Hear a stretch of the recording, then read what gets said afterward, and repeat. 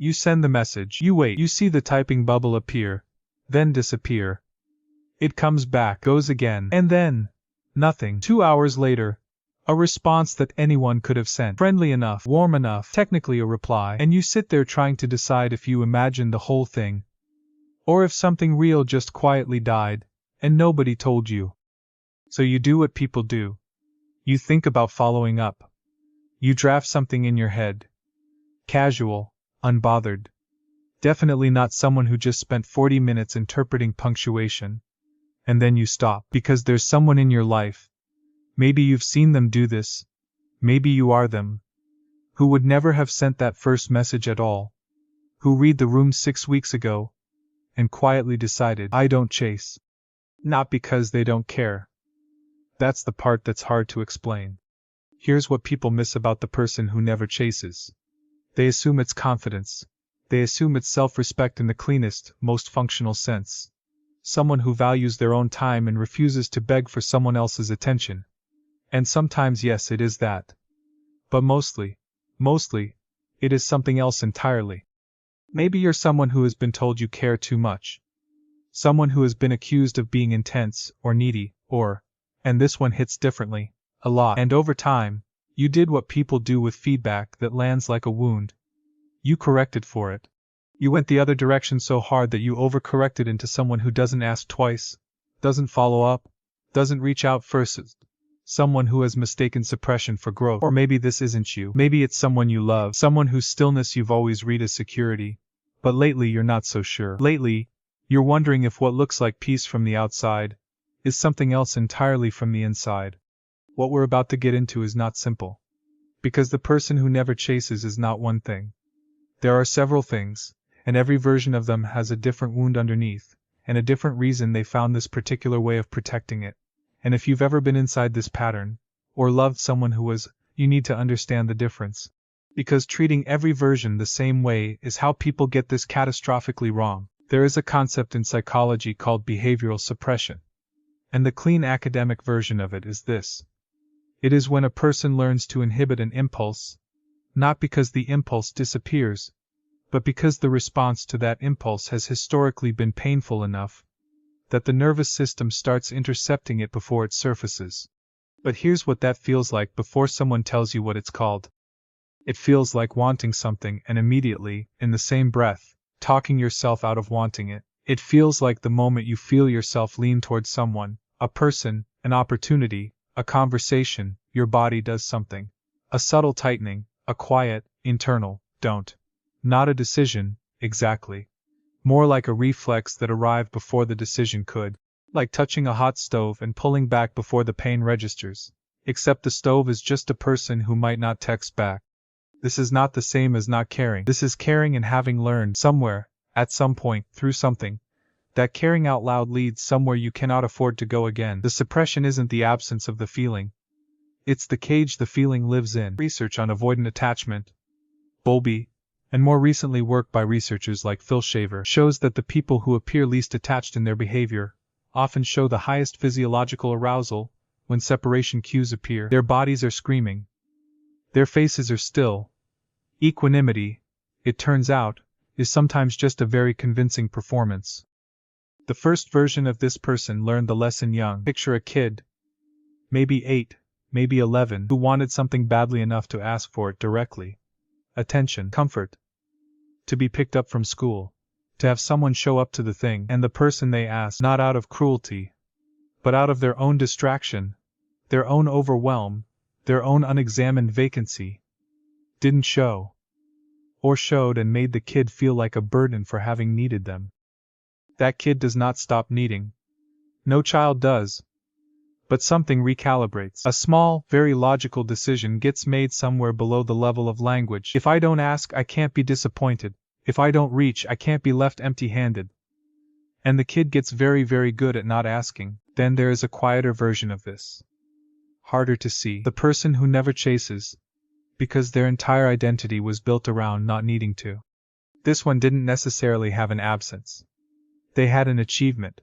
They were the competent ones. The one who handled things. The one who was fine. And fine became load-bearing. The whole structure of how they moved through the world depended on the story that they were someone who didn't need much from other people. The problem with building your identity around self-sufficiency is that it eventually becomes a prison. Because this person does want things.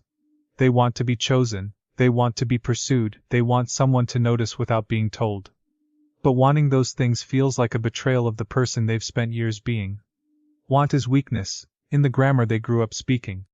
So they do not chase. Not because they don't feel the pull, because chasing would require admitting, even just to themselves, that they are not as whole and complete, and non-needing as they have presented. What they fear most isn't rejection. What they fear most is being seen wanting, and having that wanting confirmed as the evidence that they were never as together as they seemed. The irony is that the people around them, the ones they love, are often desperately trying to give them something, and this person keeps refusing the delivery. But here is where it gets more complicated. There is a version of this pattern that isn't rooted in fear. It's rooted in memory. Specifically, in the memory of the one time they did chase. When they let themselves go full tilt after someone or something, no restraint, no protection, and what they got back was something that rearranged them. Maybe the person left anyway. Maybe they stayed but made the chasing feel embarrassing, like something to be pitied. Maybe the need itself was weaponized, held up as proof of instability, used as ammunition in arguments months later. You know how that goes. This person didn't arrive at non-chasing through philosophy. They arrived through scar tissue. Non-chasing is not a value for them. It is a war wound. It is what they built over the place that got broken. And from the outside it can look identical to the person who is simply secure, measured, unbothered, and taking their time. The difference is this. The secure person doesn't chase because they don't feel the need to. The scarred person doesn't chase because they have vivid, physical memory level evidence of what happens when you do. Every time they feel the urge to reach out, to follow up, to say, "I miss you," to ask if they're being given up on, their body recalls something. Not as a thought, as a sensation, a tightening in the chest, a nausea, the specific quality of humiliation, and they go still. The shame underneath this one is not, "I am too much." It is closer to, "I made myself completely visible once, and it was used against me." And that is a different kind of damage, because it does not just make them afraid to want, it makes them afraid that wanting itself will always, eventually, be turned into evidence. And then there is the one people don't talk about because it makes the person sound calculated, but not talking about it doesn't make it less real. This person knows, not from ego, but from experience, that withdrawal creates longing. They have felt it work. Someone pulled back from them once, and the need it generated in them was overwhelming. And somewhere in the architecture of that experience, they learned, being the one who doesn't chase makes you the one being chased. So they use it. Not always consciously. Sometimes they're not even aware they're doing it. The withholding has been so naturalized that it just feels like who they are. They don't text back too quickly. They don't show their hand. They keep something in reserve, always, and people do pursue them for it.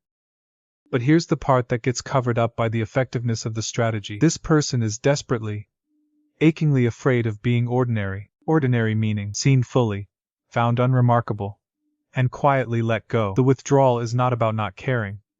The withdrawal is a constant attempt to remain interesting enough not to lose. It is anxiety wearing the costume of control. And underneath the strategy, underneath the studied cool, there is a person who has never once felt sure that if they were fully known, fully available, fully present, they would still be wanted. That is not confidence. That is a person who has never been able to afford to find out. Here is the thing about every version of this pattern. Every single one. They are all, in their own grammar, trying to solve the same problem. How do you want something without becoming vulnerable to losing it? And I'm not going to tell you the answer. I'm not going to give you a framework or a protocol or a list of ways to heal your avoidant tendencies. You've read those. They haven't stuck. What I want to offer is one small shift in how you see this. The story most people carry about non-chasing is one of two things. Either it's a character strength, I have self-respect, I don't beg, or it's a character flaw, I'm broken, I push people away. Both of those framings keep you stuck, because both of them make the pattern about who you are rather than what you learned. What if non-chasing isn't a personality trait? What if it's a solution that worked once and never got updated? Because when you look at where these patterns come from, the kid who stopped asking, the self-sufficient person who made need into a dirty word, the one who chased and got burned, the one who learned that distance creates desire, In every single case, at the root of it, someone found a way to stay in control of the pain. They couldn't control whether they were wanted. They could control whether they reached. And that felt like power. And for a period of time, maybe a long period of time, it was. But here is the question, not the comfortable one. The one that actually matters. What has it cost you to be someone who never chases? Not in the abstract. Specifically. What conversation didn't happen? What person didn't know how you felt? What thing almost started and didn't? Because you held the line, and the line held you back, too. You don't have to answer that right now, but I'd sit with it.